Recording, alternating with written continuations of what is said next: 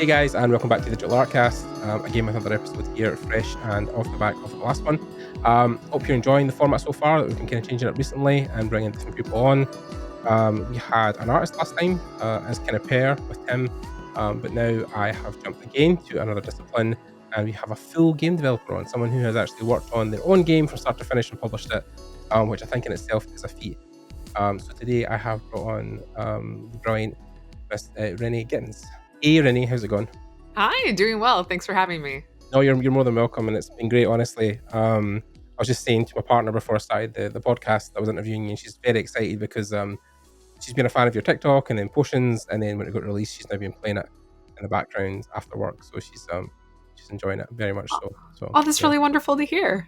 Yeah, she was really loving it. Really, actually, I think I originally sent one of your TikToks to her, and I think it was a more kind of stereotypical one you were doing before release, which was, hey, I'm a game developer, I've been working on this for 9 years, here's my game. And then I saw it was like not only witch themed, which, you know, absolutely is up her alley, but potions and stuff like that, and a little 2D kind of cozy game. So I was like, here, you'll probably like this. And then we kind of followed you all the way up to release. And then, of course, what happened at release and after release subsequently, which has been really interesting to watch as well, which we can get into. But for those who don't know you, could you just give a quick intro of who you are and what you're doing?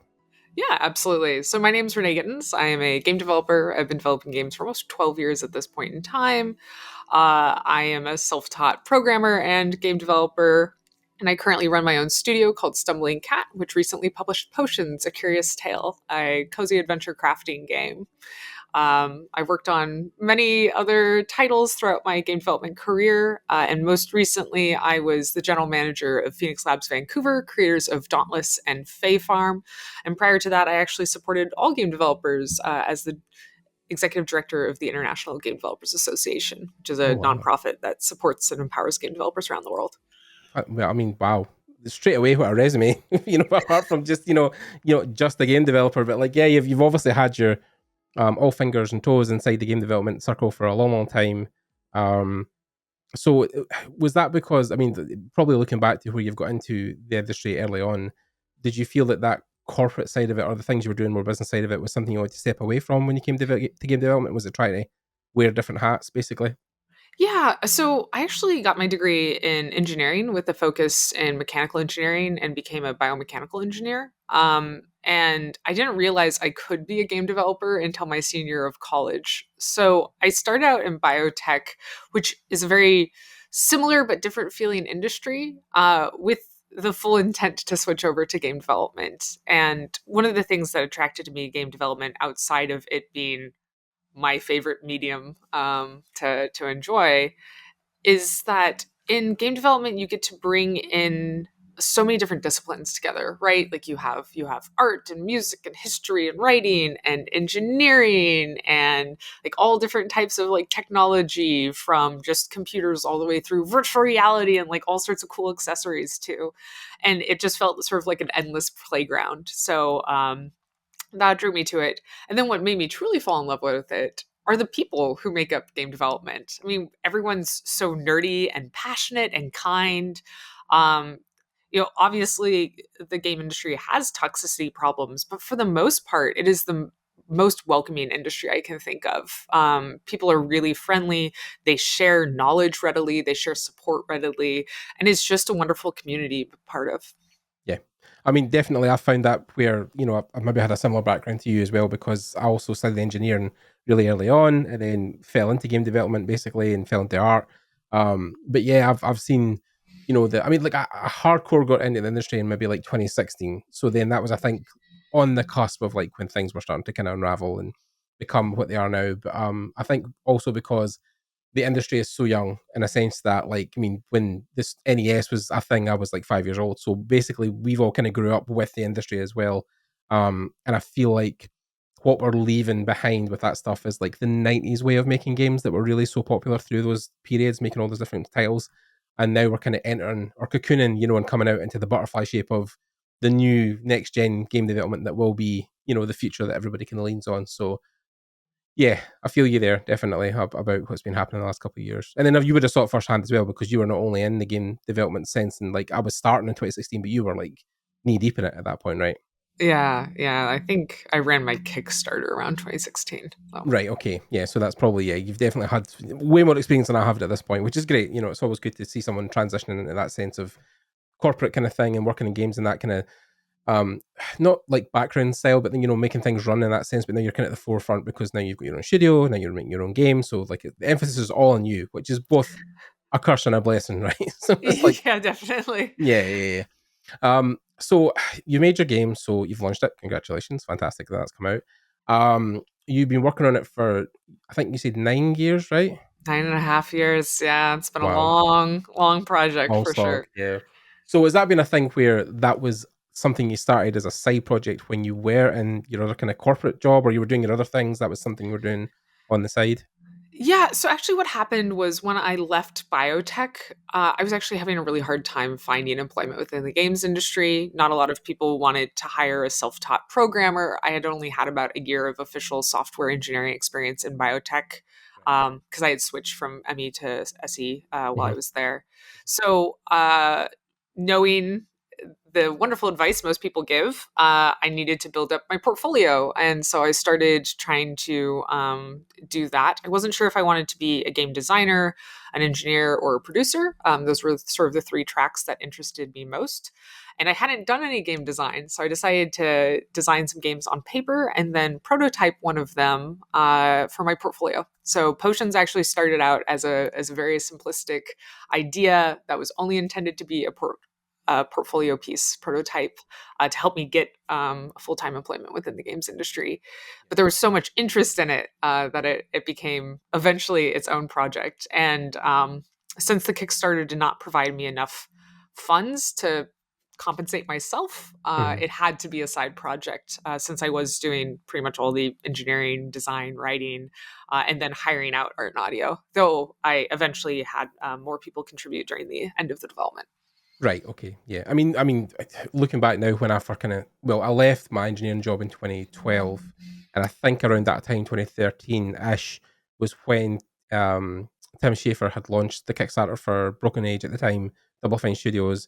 That was obviously in the news at the time because it broke $1 million, and then I think it went to $3 million at one point. So that I think for people, Kickstarter sometimes seemed like this endless possibility of like free money for a lot of game developers, and you thought you stood a chance, but I think he was like the exception, not the rule, right? He was like the one person who'd done it well, and then everybody else got the scraps essentially. like all Yeah, and I mean, like Kickstarter for video games really had its heyday around 2012. Like by right, 2016, it was a dying. lot harder to get funded Yeah, at that yeah, time, just because there hadn't been many people who ended up delivering. And yeah. honestly, Potions delivered a lot later than I had planned, Mhm. just because unforeseen complications in the development process. Well, COVID and stuff as well, like all that. The world went through a recession a couple of times. Yeah, so yeah, I mean but I think that's the thing with game development we've all seen firsthand is that nothing really runs on time. Like there always will be bumps in the road. So it's to be expected. But yeah, Schaefer I think was the thing where I think because he had the name, he had the kind of rock star idea of like, oh, it's Tim Schaefer. Of course, we're going to give him money, of surely, because he made all these amazing games back in the day. So, but watching the documentary was really interesting at the time, obviously, because I think even then you think he obviously knows what he's doing. I'm not saying he doesn't, but even then, watching the documentary, seeing how like even he was maybe struggling to come up with ideas or making things run on time. So like everybody goes through it, like from the biggest studios to the small. So very understandable. But yeah, I think Kickstarter now is more, I think, almost board game focused. I've seen a lot of people like launch board games on that and get kind of like good reception, especially because it's a kind of physical medium. People feel that they're investing in something. And the rewards for those things, even the stretch goals, sometimes are like ridiculous, where you get like 1,000 different pieces with the board. So, but yeah, so Kickstarter happened, and then that was 2016, like you said, and then yeah, you just basically kept going, and then from 2016 onward, you were just completely self-employed. You weren't doing any more of your Oh, no. So I was doing pretty much all full-time employment right, from 2016 on. yeah, Yeah, I had done actually contract work prior to that. I think I did a mhm, little bit more contract work in 2016. right, But beyond that point, I actually found working contracts was a good way to not get paid, unfortunately. There are still some companies I worked for that owe me money. yeah, yeah, And the overhead of managing contract work was actually more stressful than just finding a 9 to 5 and then yeah, of working course. on potions in the mornings and evenings. Mhm. I'm a morning person, so I would try to get as much work done before I went to work as possible. That worked best for me. Yeah, and I think also the idea of like, you're doing this on the side, but then if you were also working a full-time job in the games industry, it was also giving you a sense of like what you should be doing or what you should roughly be looking for or aiming for goals. Yeah. So you're getting experience as Absolutely. well. Yeah, yeah, yeah. Yeah, definitely all of the learnings that I had throughout my game development career, I brought into potions. So, even if I had all the time in the world, I don't think I could have made as good of a game as I did if I had just done it all in my first chunk of experience there. Yeah, it makes sense. Yeah. And then is that a thing where you're still currently doing kind of full-time and this is a side thing, or have you kind of made the switch to full-time dev now? I switched to full time dev about a year ago. Okay. So I saw Phoenix Labs through an M&A process that led to an investor backed management buyout, which Mhm. is a mouthful to say, but that's technically the correct way to say it. Um, and then I was like, all right, I have the money, I have the skill, I have the time. I'm just going to finish potions. Yeah, And so honestly, I crunched myself pretty hard over this last year, I can but I imagine. wanted to leave nothing on the table. I wanted to make sure that it was exactly the game that I envisioned. And yeah, it feels weird that it's out the door. I mean, I just gave it an update patch like 2 days ago, so Right. it's not done. Yeah, yeah, yeah. But it's there. I mean, tens of thousands of people have played it now. Yep. The demo being free Mhm. has had a lot of players through that. And yeah, it's really wonderful. Actually, I've gotten a lot of fan mail, which I didn't expect. Oh. Like I thought as a game developer, like 2 or 3 years down the line, I'd get an email from somebody who was like, "Hey, I played this in high school and now I'm going to college to be a game developer and I just wanted to know like you're an inspiration." I didn't expect to be getting like multiple emails and dozens of messages a day of people who were just like so thrilled and supportive and Mhm. kind, and that definitely helped offset the other stuff, which I'm sure we'll talk about. Yeah, of course. No, understandable.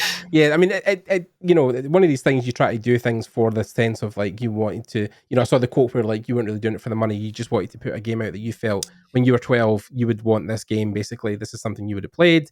And I agree. Like it's, like at the end of the day, we're all human. We need to pay bills. You can't get away from that fact. The only certainties in life are death and taxes. But you know, you get into this job, or at least I did, because I was. Let's be fair. As an engineer, I was better compensated. And I didn't do Oh as yeah. much work. There was times that it was a wee bit quiet. You can get away with not doing a lot during the day, and you still would get paid. Um, so when I came into this career, it was purely for the passion of drawing and painting and making 3D models. Like it was the love of it that you go into it for. But like even with the podcast, it was the same. Like this has been a non-profit for nearly 10 years now, and I've never took any money or any sponsorships. I've basically just either attached a name to it or tried to get people to kind of share my stuff. But like 2 or 3 years ago, I started to get in those emails because my things had went for so many years where people were like, I'm about to leave my job because of your story. Like I knew you left your job as an engineer, so I'm going to leave now. I'm going to art school. So like yeah, those types of emails it keeps you going. It makes it like the sense that you might be poor, you might not have as much money as you want, but you feel you've enriched someone's life. And I think the impact you make in other people's lives is way more powerful than any paycheck. Absolutely. I completely agree with you. Yeah, Yeah, I mean, as you said, I did not create potions to make money, right? Like this was not intended to be a profit yeah. generating. It's not a Fortune 500 kind of company. Like it's not you're going to banking No. or something. It's like, yeah, Honestly, like my minimum goal was like if I can just ship make the this money back game for paying in it. without Yeah, losing money, money. and Yeah, I'd actually accepted that I probably would lose money on the project. I was right. Yeah, sort of treating this as like financially it was like college 2.0, like yeah. because I used this experience Hmm.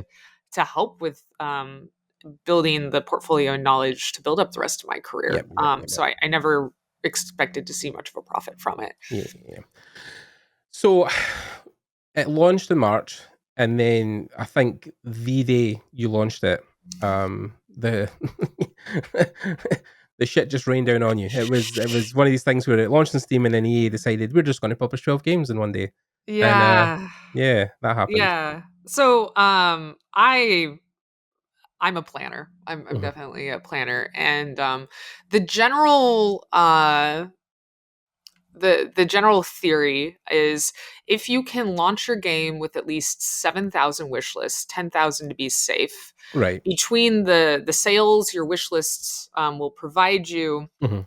and getting some reviews from them, you Mhm. will land on the new and trending page, because the new and trending page is generally rank ordered by games which have qualified into new and trending, and you get about 2 million impressions per day, a few thousand wish lists, and hundreds of thousands of sales. So basically, if you're an indie, you need to be on that page. It is like the best marketing that you can have for yourself. I went in with 21,500 wish lists. So I Okay. kicked the like base number out of the park. So I was Mhm. like, I had been doing all this forecasting. I'm like, okay, with all of this, I will be on new and trending for at least 4 days. I'm launching on International Women's Day on the eastern side of the world. It was technically the day before where I am, but if I, time zones are Mhm. fun. And so I was like, this is set up like perfectly. This is going to be like the best marketing beats. I have like all the best preparation. And then I launched and I was getting like really low numbers. I was seeing like about 30% of what I was expecting. I was like, what happened? Yeah. And then I noticed I wasn't on new and trending. And I was Mhm. like, this isn't possible. I was looking at the forecast of every single other game. Like I had it all plotted out. And it was because EA had shadow dropped 11 games. You know why being a game developer sucks? Because you work 10 years on a project and pick a great launch date and get everyone hyped about it and build a bunch of marketing. And then EA can drop 11 games right after you do immediately and bump you off of new and trending despite the good reviews, despite people purchasing it, and just completely wreck all of your marketing. So, hey, happy International Women's Day. Thanks.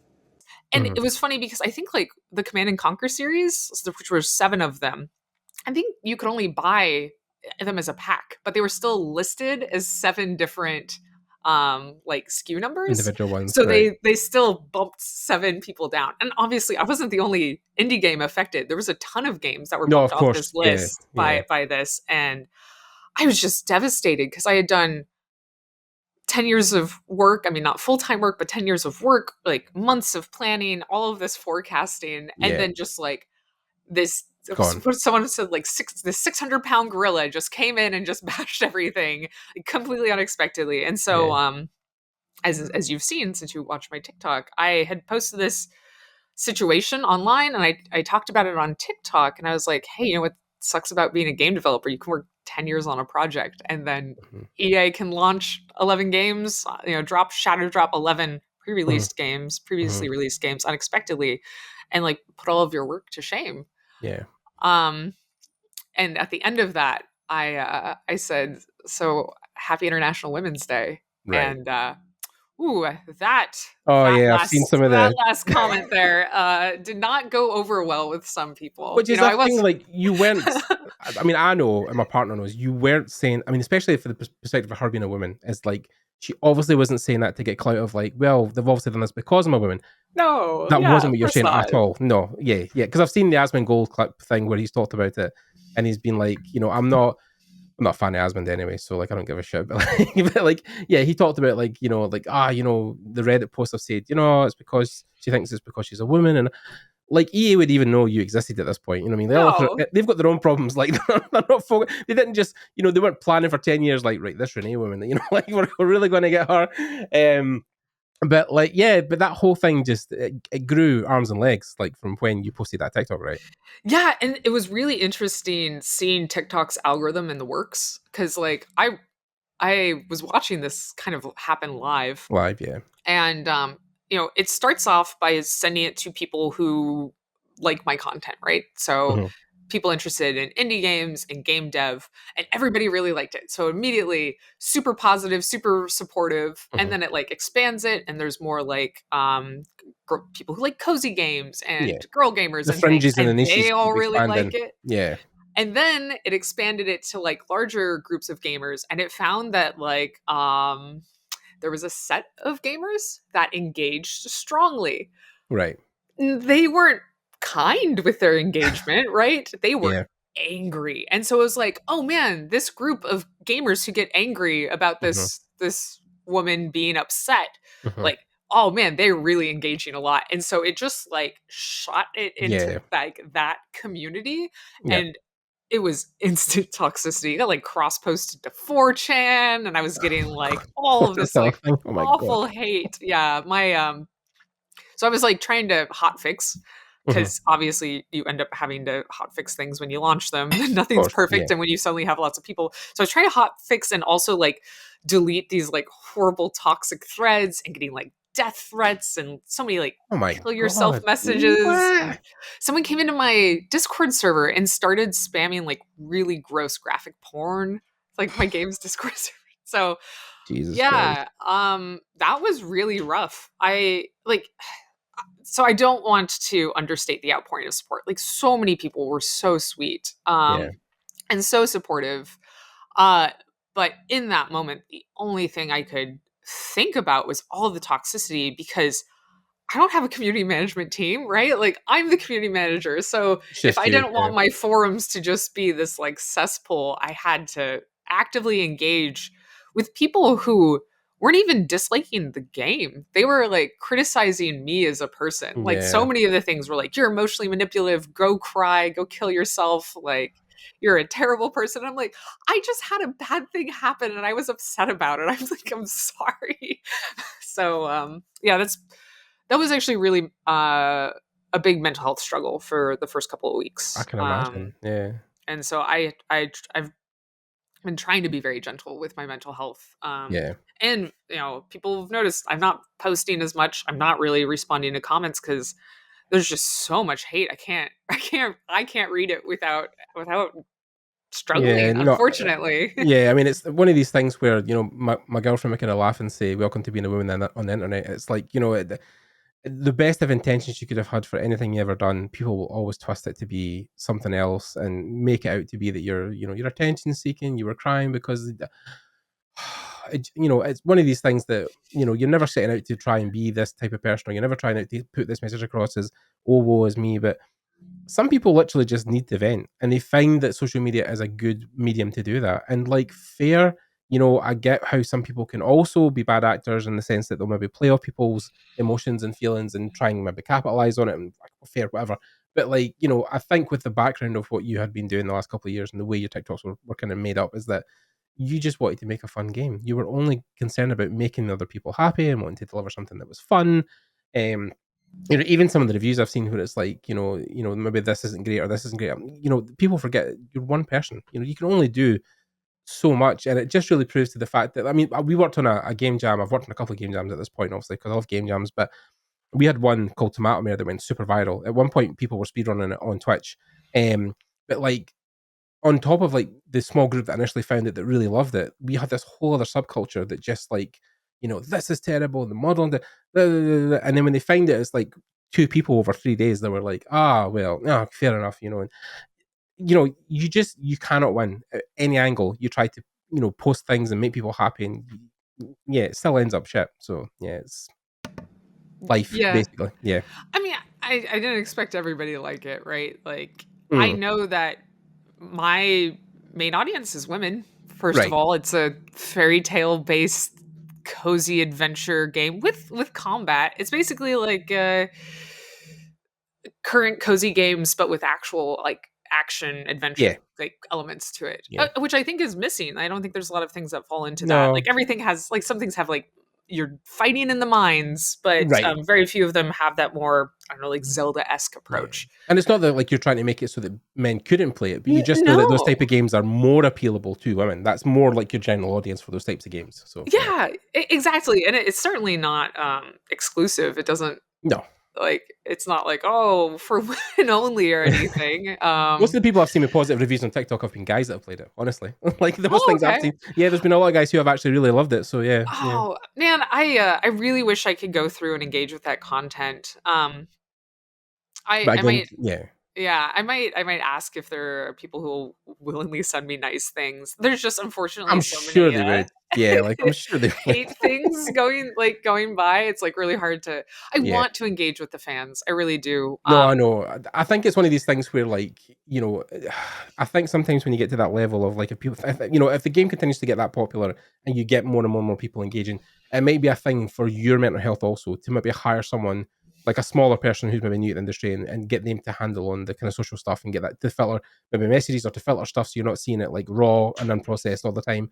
Um, but I think it's like, in my heart, I want to say to you, Renee, is like, don't let them win. Don't let the bastards grind you down. Like, you started this mission because you wanted to deliver something that you felt was important to be put in the world, and it has been. And like you say, you're also getting those people messaging you who are super positive, who are like, thank you for making this game, it's really changed my life and I really love it. Like, so I would just say focus on that stuff and make that the positive thing you look at every day, and almost like an affirmation. You stare in the mirror and say, I'm a great game developer, I deserve happiness, I'm making people happy. Like, yeah, you need to go down that route, because like, yeah, those people will probably disappear in a couple of weeks anyway. Like, they will move on and go to something else. They never are, the people who like will stay forever. They'll jump in for the clout and for the, the whole thing that's popping off, and then eventually they'll find somewhere else to go do something. Something else will come out that'll catch their attention and they'll move on again. So Yeah, absolutely. yeah. And I mean, I know I've done a ton of like advocacy work for game developers. I've been a very outspoken person, Mhm. but I feel like not a very controversial person. Like I No, know, like I don't feel like there's a lot of ammo really most people for like these that only need haters. one thing. Like, they don't really need a lot of ammo. They'll try and find something within that affirms their bias or makes the narrative more like validity. Like, like, oh, well, she said this one, like the thing you said that like Happy International Women's Day. Like, you're like, oh fuck, like you weren't saying that like to be like because I'm a woman. You Like were just I'm a literally. woman and I deserve this. I'm No, like, wow, exactly. But then isn't this a shitty thing to happen on? yeah, and people just literally tagged onto that. Like, all they heard out of that whole thing was that one thing at the end, and that's what everybody latched onto. So that, like, that's what I'm saying. You can try your best to make a super positive video message, but people will pick these things apart and look for the negativity. They'll look for the one thing, like, she said that, the gotcha moment. I've got, yeah, it's one of these things that, again, probably as a woman as well, you just understand that in general, that's a thing that can happen, is that just the tiniest thing can be taken out and, pulled apart and, focused on. So, but like, yeah, I wouldn't worry about that stuff. Like, I generally think like the game is great. It's been well received. It's, and you said now, I think recently in a TikTok, that it's basically balanced out, right? It's made enough money that you're Yeah, not losing money on it, basically. yeah, absolutely. Yeah, it's actually it's been a little bit more than how much money I put into it. So I was able to hire back our animator, and we're updating some of the art assets for Oh, characters. fantastic! So Yeah, great. the update that just came out had updates for Sinbad, the Deckhand, and Corey, the innkeeper. So all of their art has been brought up to the same quality as the other NPCs, and a Mhm. few more NPCs are going to be getting art asset updates too. Yeah, So yeah, it's great because I've been able to further improve the project because of the yeah. support. I mean, at least And well, no, sorry, no, but I was just going to say, at least you've not took the money and ran. You've been like, I made my money yeah, back. right. That's it. You guys are on your own. Yeah. So Yeah, yeah, definitely not. No, I yeah. want to make sure that everybody enjoys this game as much as possible. And next, I'll be working on bringing it to consoles once I finish this next content patch because Mhm. I know a lot of people don't have PCs, and there's been a lot of requests to have it on the Switch. So that's I was definitely going to gonna be one say, of my yeah, the Switch is priorities. like that's where things go to live. The small indie games, that's their platform. But I was going to say, if you've ever read the book Blood, Sweat, and Pixels, I don't know if you ever have. I own it. I haven't read it. Yeah, it's Right. on my shelf. Yeah. So the first story is all about the guy who made Stardew Valley and how he Mm, handled that, and the initial launch, some of the hate he got, the money he then took to make it better, and then like we obviously look at Stardew Valley now as the game as it sits today, but that's taken him like the best part of nearly 15 years to get to that point. So like, you yeah. know, it's not a thing where you launch the game at 1.0 and that's it done and it's all it's ever going to be. Like ideally you'd want to obviously maybe either move on to the project at one point or make something new, but then until then you're also then just updating the quality of life stuff, you're making the animations better. So that commitment is things people will clutch onto. Steam are very active in the fact that like if you launch a game and then leave it to die, they're very vocal in the reviews, like, oh, it's been months, I've never seen an update, blah, blah, blah. But then if you are actively engaging and want to make the game better, people will definitely cling to that and be like, oh, that's really awesome that she's, they're updating it, they're making it better. So yeah, like I think, yeah, the road ahead, I think, will look a lot better. At the moment, it maybe is a bit bloody and a bit fadey because of what's going on, but Yeah. it's going to get better, I swear. So Yeah, there was already released some sweet comments on the patch that I put out, including somebody noting that I didn't just patch the main game, I patched the demo too. So both of oh, that's them have been awesome. improved. Yeah. Yeah, so people can then play it and then it meets the standard quality of the original one. Right, yeah, fantastic. That's really great. So you know, obviously the roller coaster ride that has been your life the last couple of months. Um, is it kind of dying down now? Are you feeling like things are kind of leveling out? I think so. I mean, like I said, unfortunately, I've been really not engaging much with the social media aspects. I do think it's better. 2 weeks ago, I started putting out some just purely educational TikToks, just on game development, and those got brigaded a bit. Oh yeah, So God, it wasn't. I mean, obviously, it wasn't as bad as the original TikTok. But it's still like dozens of like weird hate stalker comments. oh Sorry, that's what God. I'm calling them. I'm calling them hate No, no, no, stalkers. no. It's understandable. Yeah, yeah, yeah. um, I think it is one of these things where like even looking at the guys who made oh god, I'm forgetting the No Man's Sky. Yeah, so when that launched, obviously, and the whole thing, the controversy of like it was terrible, it was buggy, people didn't. But then like they literally just shut their most of their social medias off and shut the doors to the public and like just focused on making a great game. And now obviously are at the point where people really are like, oh, the game's great and it's fantastic. So I think it is. It might just be a thing you need to maybe bury your head in the sand for a couple of weeks or months or whatever it is till you get to that point. But yeah, it will get better. I can assure you. The internet will swift and swerve, and you'll be in a better place in a couple of months. So Thank you. Yeah, maybe I'll try to dive into social media a bit this week again. See what lies in tip await your for me. you dip your toe in the water and see what it's like. Yeah, so Yeah, yeah, try yeah. it to drown. Okay, so yeah, so the game's launched. You've patched it. You're still actively working on it. Is this a thing also now where because of how kind of well it's done, are you thinking of like bringing more people on to add new features that maybe weren't originally planned, like with the scope? Are you thinking that there's something else you maybe want to then expand into past what you've already made? So definitely, I have some more quality of life features. Almost all of the features that I need to work on are pretty much purely programming. I mean, some of them have some UI aspects, but I can hack around with Photoshop enough to get those things done. Like I said, there are a few more art asset updates, but Yeah. it's probably mostly on my plate. Hmm. And then I do hope to do additional content with the console games. Like I just Right. hope to put in some more end game content. I haven't planned that yet, so I don't know what Yeah. I'll need for it. I definitely have a reuse as many assets as possible approach in game development in general. Um, but I can't say what like the future holds there. Of course. I'm basically trying to, once you do the final encounter and you sort of like beat the game, Hmm. I want to add some more content at that point, so that everyone can enjoy it, including people who've played it on Steam and beaten the game already. So it'll Right. just allow them to load straight in and enjoy from there.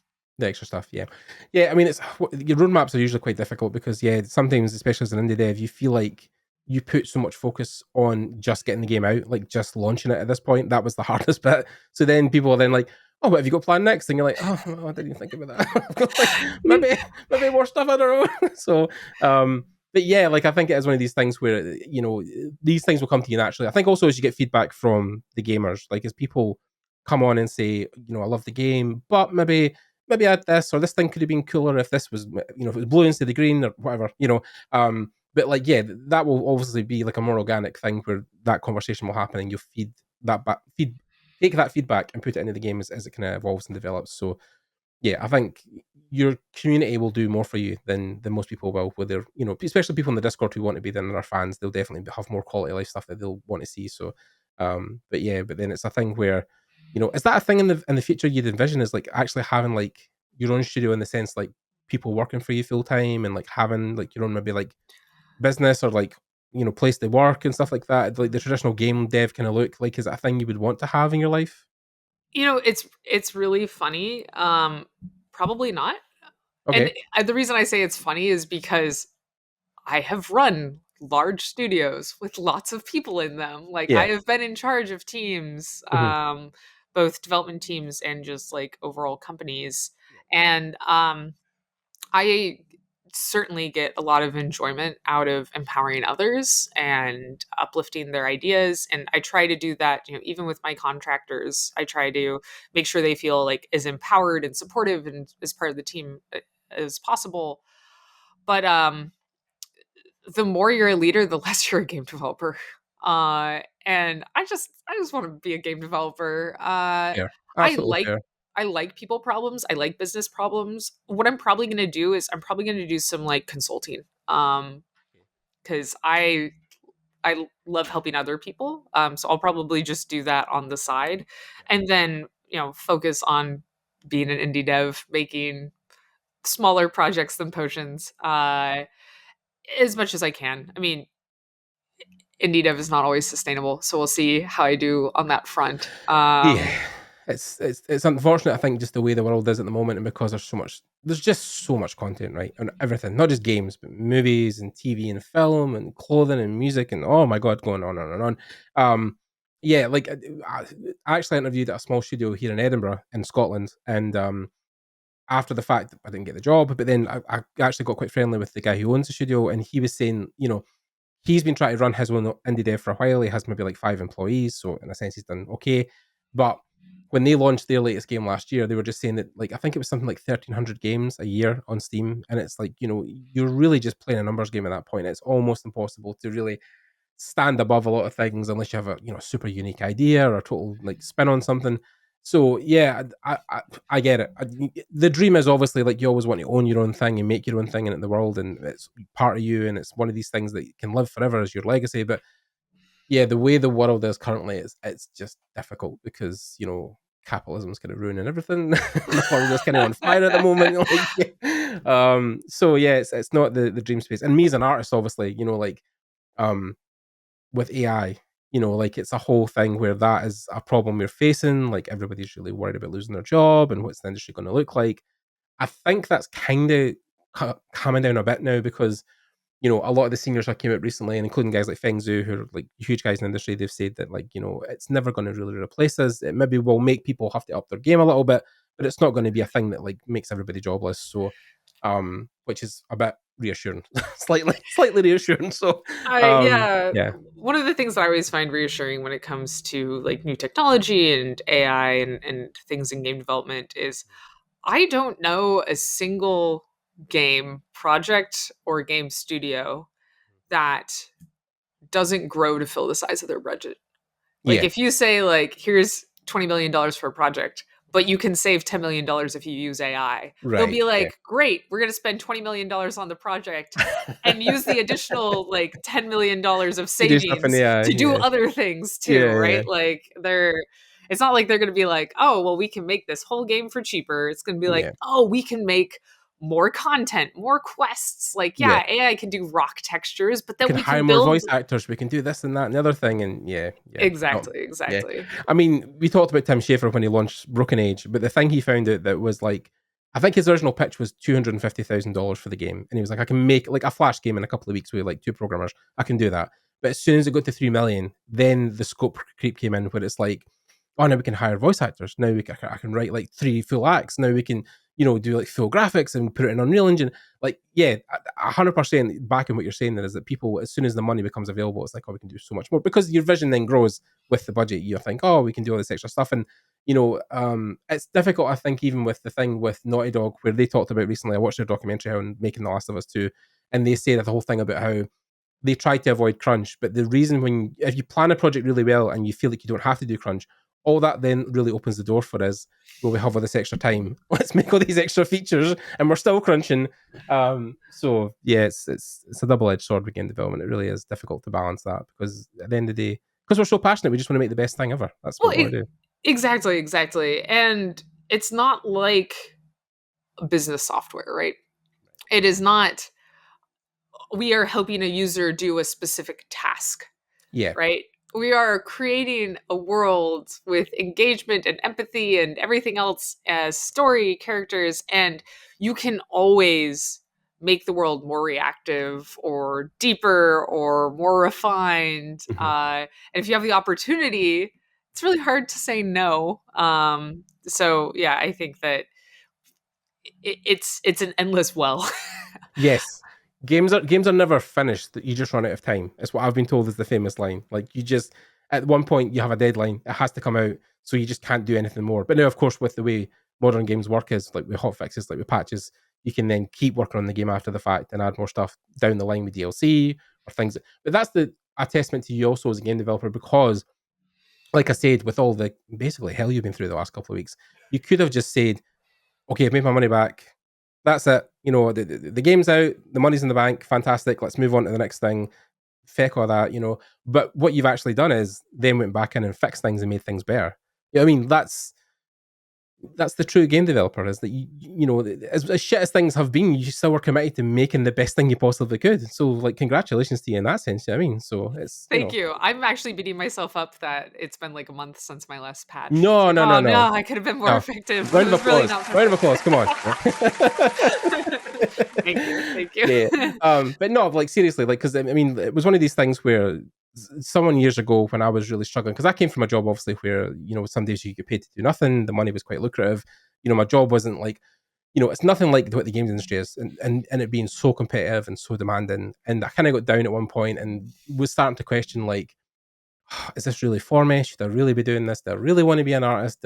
Maybe I should just give up. And I don't want. But then what someone had told me was, like, if that was the case, if you really didn't want to be a game developer, if you really didn't want to do this and give up, you would have done it months ago, years ago. You would have been finished with university or your training and then said, well, the hell with that, and just chucked it away and walked away and done got a normal job. But you didn't. You kept going. So the fact that you are drawn to it so much just proves that it's in your bones. Like, you want to make something, you want to be a developer. So, like, yeah, if that's the response you've had to all that hate is to make the game better, Thank you. credit to you, Renee. Credit to you. So, yeah. That reminds me of something I said recently when someone was talking about like work culture and such. And I Mhm. said, I want to retire from making games so I can spend my time making games. Oh yeah. Yeah, I mean, in a perfect world, yeah, like, it's, yeah. Someone actually, there was also something funny, something really said. They were like, would you still be making art if no one was paying you to do it? And I was like, that's what I'm fucking doing now. Like, yeah, if no one was paying you, nobody's paying me the new to do it, and I'm still doing it. So obviously, yeah, yeah. But Yeah. yeah, it's like, because like you said, even if you had, I think even if you had lost money, you still would have found some way to keep going, or some way to put more money back into it and try and balance it out, and the hopes that people would obviously cling to it and love it, and yeah, it's great that it's ended up the way it has, and the fact that the drama has helped in a sense. Like they say, like, there's no bad news, there's no bad press. Like, fair Yeah, enough, that probably is right, because that boost probably did put you just over the edge and give you that wee extra boost on the other it side. did. So, I mean, it all kind of, maybe even spookily, was like fate. I don't know. Like, maybe it was. I guess I truly am emotionally manipulative. I've won That's the internet. exactly. Woo, you got the money. Yeah. But, like, like, no seriousness. Like, yeah, I think that, like, at least it has balanced out. At least it's kind of almost been like a happy ending, that you've at least got to this point, and you've got something to show for it. Like, oh, it done well. Like, and even to investors, in a sense, like, if you want to go make another game, and at least you can be like, well, look, this done fairly well. I made the money back. So, but, like, the thing you've done above and beyond, Rennie, which is great, is the fact that you have released an indie game you've worked on for years. It has gained an audience. It has gained a following, a dedicated following. It's made money. It's made enough money to put you in the black, and you have spare money to make more better features. Those 7 things are, like, already better than 90% of other indie devs on Steam, who, like, will release a game to nobody, will never make any money, will never gain an audience. Like, at least that you can take away and say, well, I done that. If anything else failed, if it all went shit up tomorrow, I at least done all that stuff and done it successfully. So, like, again, it's, I mean, I'm just praising you for the last 10 minutes, but, like, Thank you. No, it's lovely. I Yeah. think it's good, because I hate when I see people get down on themselves, and I can at least say, from my perspective, look at all the things you've done. And it's like, I will get down on myself, but then people will say to me, Gordon, you've traveled the world, you've had fan mail for people, you've interviewed over 100 different artists, the biggest people in the industry, you've worked on all these games.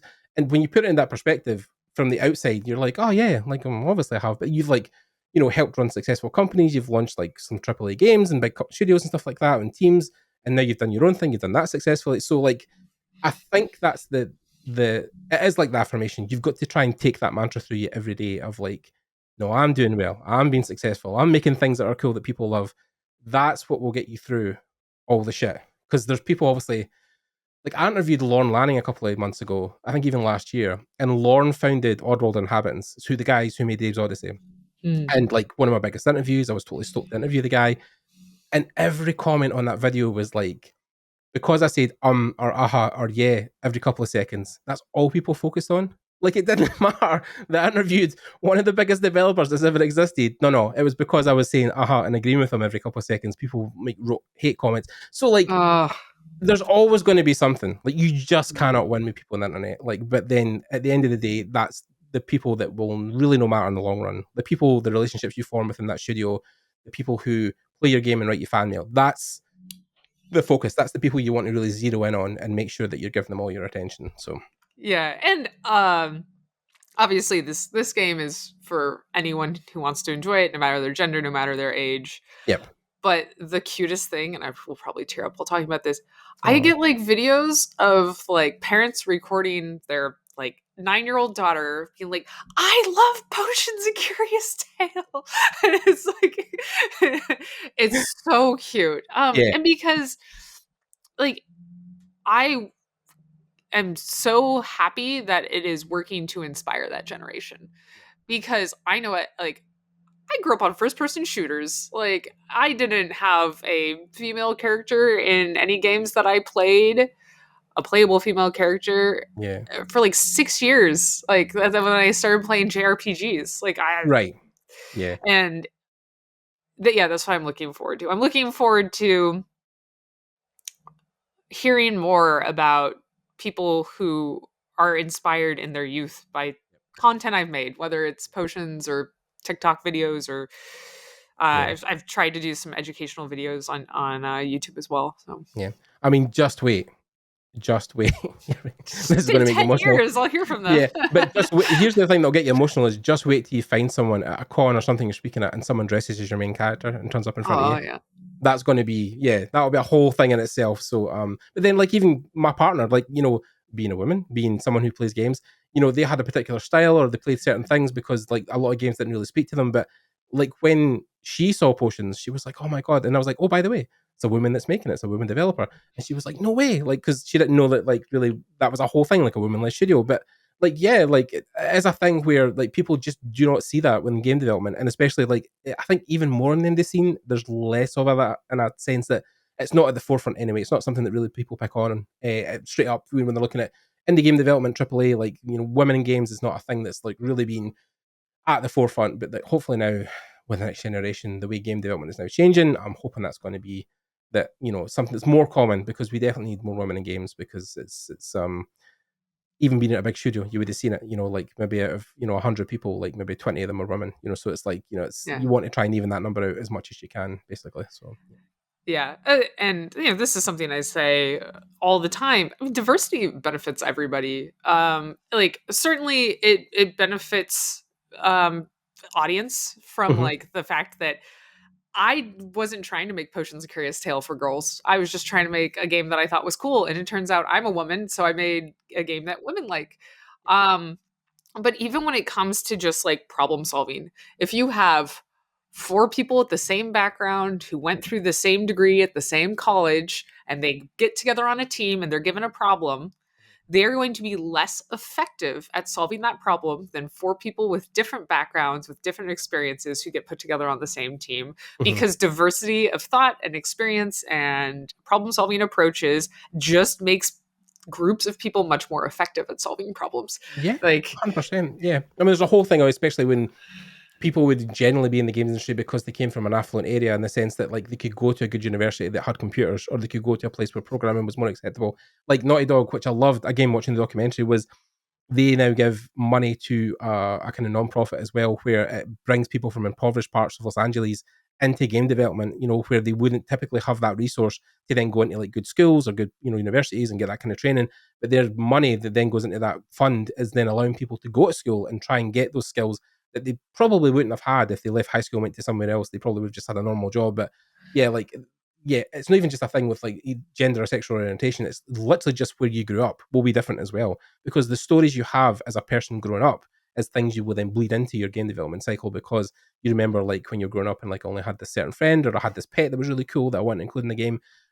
So like, yeah, I couldn't agree with you more. Like, I definitely think you're on the money there. Diversity, it helps everybody. So yeah. But then is it a thing where now moving forward, you would want to then use this as a vehicle, do you think, for like female game developers as well? Do you feel like that's a thing, like a flag you want to fly, or you're not really bothered in a sense? Like, yeah, Yeah, so I'm actually thinking about doing more content creation that I have the bandwidth. It was, I people have noted that I had like periods where I wasn't doing a lot of content creation around potions, and that's because I didn't have a lot of time and I wanted to spend it all on the game. So now I don't have to be hitting game dev 60 hours a week, right? right, So I do have more time and bandwidth, and so I would like to create more educational resources, completely free. I'm not planning on charging for any of this stuff, and I'd like to do it for two groups. One is for people who have never touched game development before. This is like young girls, young boys, whatever.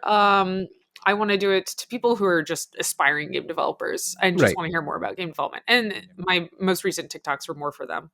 yeah, Um, I also I miss a lot of the work I was doing at the IGDA. I actually created several white papers for studios and studio executives particularly, and I would like to create more resources around that, particularly with like the recent layoffs. yeah, You know, like yes, layoff sucks, and like yes, sometimes they're unavoidable. Like game development is not easy, it's not yeah, always profitable, like sometimes shit happens, but I think there was a lot of bad decision making that set up a lot of these companies to fail, and I want to try to share my knowledge the best. Like obviously, I can't say like I am the god of business operations and management, no, but but you've done something like successfully, so at least you've got a track record of doing yeah, it. I mean, So, I think that one of the areas that is unfortunate about game development is like we all come up through game development, and um, it is very hard to have both a large amount of business knowledge and experience and a large amount of game development knowledge and experience, because those are usually gained in two different areas. And so I think that there is a lot of lack of information, particularly at like the small and medium studio level, about mhm, like how to properly plan, how to track, considering that all the growth during COVID was going to not be permanent, maybe even like go backwards. And I want to create resources that both game developers and game industry studio heads can sink their teeth into. So some of it's going to be more on like technical nuance side, but I'd like to do a lot around just like how to run a healthy business, not only for the business but for the employees too. I mean, it's always going to be great content. I think, like you said, because yeah, what you're saying is right. It's now with the breakup of a lot of big studios, there are people who are now forging their own paths and making their own studios. I mean, like literally, like I run a Discord for people in game dev. I kind of like it kind of had a huge growth when the first round of layoffs happened. I think during Blizzard when the 1900 people were laid off. So we went from like 200 users to 1500. So we're like a huge server now. And within that server, there's a group of like 10, 11 people who have now formed like an indie dev in the server. So they like meet every Saturday in the server and have like a meeting, and they're trying to build like their first game, which is like crazy because obviously there's women in it as well. So that's fantastic. But like, yeah, like that content I think is so sorely needed because like now that they're making their first game and they've not really done it before, they are asking the questions of like, how do I plan for this? Or where do I get assets? Or how do I code this? Or how would I make this implement in the game? And how do I work on Real Engine? And blah, blah, blah. So, like, yeah, there's a whole slew of questions that are now coming up because those people are seeking that knowledge because they're making their own thing. So, like, your timing was probably really good, actually, that it's happening now. So, yeah. Thank Yeah. God for the layoffs, eh? Woo. Yeah. Yeah. And Yeah. for anyone who's listening and like worried about the stability of the games industry, like I certainly think it's been an overcorrection. Mm. So I think that we'll see a recovery, Hmm. and hiring, and because so many AAA studios canceled their R&D projects, we're going to see a Right. stagnation in a lot of AAA IP, Hmm. which leaves a bunch of areas for disruption and for smaller studios to come in and Yep. see a lot more success than they might have otherwise. Yeah. No, I mean, and I think especially now with R&D and the way that things will happen is, a big AAA sometimes can take up to 5 years to happen, and that's a long time in game dev cycle. Whereas, like, if you're really on the money, you've got a couple of good resources, you can maybe pump something out that's half decent in like a year and a half, 2 years. So, like, you can then undercut them and essentially that you're making stuff quicker and more frequently.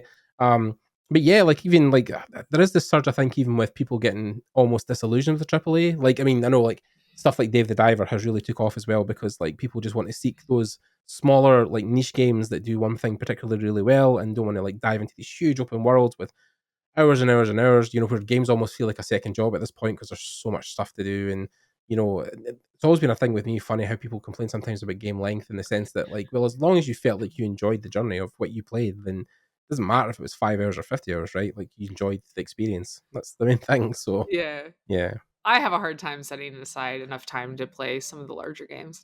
Yep. I'm Yeah. almost through Act 1 in Baldur's Gate. I will Almost. probably take I will probably take some time this summer to Yeah. finish the game. It's so huge though, but then Larian It is. Studios are a great example. Like my post on LinkedIn that went viral, where like 300,000 people saw it, where Sven, who was the CEO, talked about at the Game Awards. He was like, like the corruption, the greed, line must go up. Like he's like, I've been battling publishers my whole life, and it really needs to stop. We really need to be able to do this better because you get to a point where like you stagnate a bit, so then you fire everybody, and then you're struggling for talent, so you have to hire everybody back. Like it can't keep happening in that cycle because what also happens, which I've found off of speaking to senior devs, is that every time that happens, every time there's a huge massive layoff, like some people will just leave and never come back, and then you lose all that The experience out the door. industry Yeah, loses that talent, right? yeah, Not even like not coming back to the studio, they leave the industry. And so like y- Nintendo even says that like game developers are the games industry's most important assets. Like software doesn't matter; it's the people who are creating everything, yeah. and we have to be much better at taking care of them Mhm. because the brain drain is real. Yeah, yeah. I mean, a lot of people will leave the bigger aisles of AAA because it's just like, one of my friends said at one point when he was working at Naughty Dog, it was like the Olympics. You can do it for like so many years, but then eventually just you can't keep up anymore at that pace. It's just way too much work, way too much expectations. You're burnt out at the end of it. You're just so drained. You just don't want to make anything anymore. You're so just like absolutely flat out done with making stuff. And you don't ever really want to be in that state. It can't be one or zero, right? There's got to be some balance where you can make stuff and not also be burnt the fuck out at the end of the project or be Yeah, fired or be let go or have to go look for another job. Like there's got to be some, like people always talked about this thing. I mean, I was speaking to somebody the other day who were like, yeah, but people get too comfortable. And I'm like, but also, wouldn't you want a job where like you don't have to worry about getting fired every 5 years? Like, wouldn't that be like a benefit? Wouldn't that be a plus? Um, the average game developer changes jobs 2.2 times every 5 years. yeah, So that means like about every 2 years, a game developer on average, changes jobs. yeah, That is how it is. And if you go through, there's some like psychiatric score of like stressful life activities. Moving and changing jobs are right up there, and they usually go hand in hand. And having to deal with that every 2 years, other that's years. like a big drain itself too. I think it's also just I watched that the not to get too dark here, but the development. So No Clip done a documentary about Astroneer and how Mhm. about how the guys who left that studio, Paul, who you probably know him talking about, who died during the development, and it was never released why Paul died, but I don't want to speculate that it was because of overwork, but I know those guys were obviously flat out for many years trying to make that happen, and I've seen firsthand the toll it can take on people where you're not sleeping, you're not eating, you're not getting any exercise, you don't get off your desk. Like, it's almost, self-fulfilling prophecy at this point where people think, like, oh, it's great to get in a game dev, but then you have to really take it with a measured stance in the fact that, like, it's a fun job, but it's still a job. You're still working at a job. You still have to have balance like every other job in the world where you take care of yourself and go to the gym and eat right. Yeah, it's a bit, yeah, And it's so easy to blur those lines, right? Especially like I'm in the greater Seattle area. I love the Seattle area community. There's like so many game developers here, but it means like all my friends are game developers. Most of the social events I go to are game development events. One of my favorite pastimes is playing games. I make games. Like the line between my professional and personal life is non-existent. It is just completely blurred. And that's why my current main hobby is gardening. So I go out there and I play in the dirt. I rip Yep. up plants and plant new plants, Yep. because it is nothing like game development. It's nowhere near technology. Yep. Yep. Like the most technological thing I was dealing with was a pitchfork. So Yeah, exactly. Yeah, the old school tools. No, I mean yeah, we literally just got a puppy, so we were literally just like taking him for walks now and getting him outside, and yeah, like anything to get away from a computer at this point. Because the problem is when I had my job as an engineer, I was very active physically in that because of the nature of the work. But then yeah, I would come home and play games to relax, so I'd sit on the couch and play games. But now the balance is I'm still playing games, but also working a desk job. So it's like that balance has went off, and the reason I gained so much weight over the pandemic was because like just I just couldn't get up from my desk. You couldn't go out. There was nothing you could do. So, yes, my now overcorrection is trying to make sure that I'm taking care of myself as much as I can. But like, yeah, it's a very thin line to walk. It's very hard. Like you said, the blur is very real to try to not overwork yourself, but then work to a point where you can make something, but then not too much. Yeah, yeah, you know what I'm talking. We know what we're talking about, absolutely. but yeah, it's just trying to convey that to the younger generation who want to get into game dev and think it's so exciting. It's like, and you don't want to disillusion people. You don't want to make them sad, but then you have to kind of temper them with a bit of reality that it's not all sunshine and roses. It's not like the candy filled. Like maybe even in the 90s to an extent it was kind of like that, but like that world has kind of died now, and games are kind of more professional than ever. So yeah, it's more just like a business than anything else. So Yeah, I don't know if you've read or listened to Doom Guy, which all is right, John Romero's biography. all right. But oh, it's very good. I recommend it, I love especially you do the Romero. audio book because he narrates it, which is fun. Oh, brilliant, Yeah. fantastic.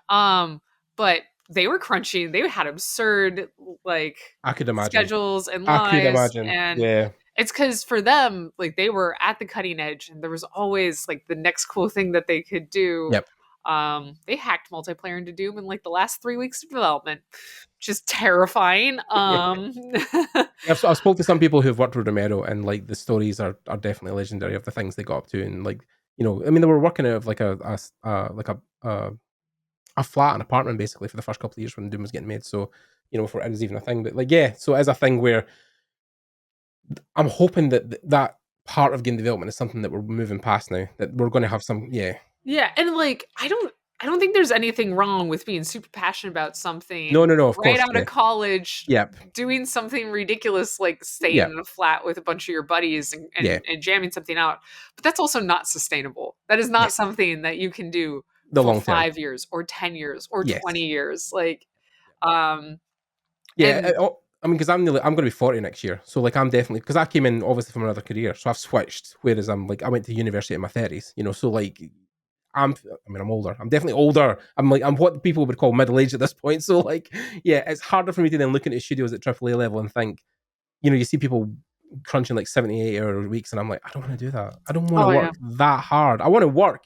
I don't want to like kill myself at the same time. Like that's just yeah. The balance is real. It's something that we will strive for, and I'm hoping that it will come naturally and organically in the industry, that we'll start to try and have people a work life balance and not having people crunch all the time. Yeah, and I mean, I think what's for the best is the games industry is aging, right? Yeah, Because like, oh, obviously it was really small, and then demand grew, and the size of the industry grew, and veteran developers, people who've had 8 to 10 plus years, are super super valuable because they've seen all sorts of shit, yeah, which is really hard. Like, not to say someone younger can't be super talented, but yeah. at a certain point with game development, it's like by a You need trial that of fire, seniority. you Yeah, learn things. And so they are valuable, and they are older, and like they want to spend time with their kids, yeah. get married, have some weekends to Have a themselves. normal life. Yeah, Yeah. yeah, So I think that the natural aging of the game development population is actually very beneficial for work life balance for everyone. yeah, I saw that when I was at Phoenix. Everybody in the executive management team was married with kids. Well, almost everybody. Basically, everybody was married with kids. And they were like, yeah, we don't want to have parties after work hours. All of the parties are during work hours because it's just inappropriate for us to expect people to give time to the time company away. outside of 9 to 5, right? So, and it led to a really healthy culture with the work life balance. Good. Fantastic. No, I'm hoping. Yeah, I'm hoping also with the whole thing like we talked about earlier, where people are now leaving the industry, making their own thing. The guys will learn from those lessons they've had through their life, and when they set these new studios up, it's going to be a thing of like, right, we've done that. We knew it was terrible and toxic. Let's not carry it into the culture now. Let's try and be different and change. Because I'm hoping to have some of the guys on from Empty Vessel soon. We've just been done in the studio, so I'm hoping though the things they will be telling me is like, yeah, we don't want to make that culture anymore. We want to try and make everybody have a life outside of their work. So like, yeah, fingers crossed. Okay, I think that's a great kind of thing to end on, Renee.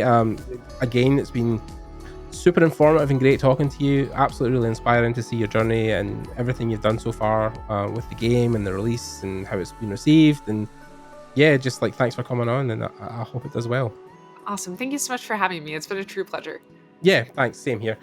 Yeah, so if you guys have made it to this point, again, I'll leave all the links below for Renee's stuff. I'll also leave links to Potions, Curious Tale, where you guys can download it and buy it, hopefully, and enjoy it, like I have, and my partner has also. But yeah, again, if you have any questions for Renee or anything down below you want to talk about, just leave them, and I'm sure she'll get to them. And yeah, that's pretty much it.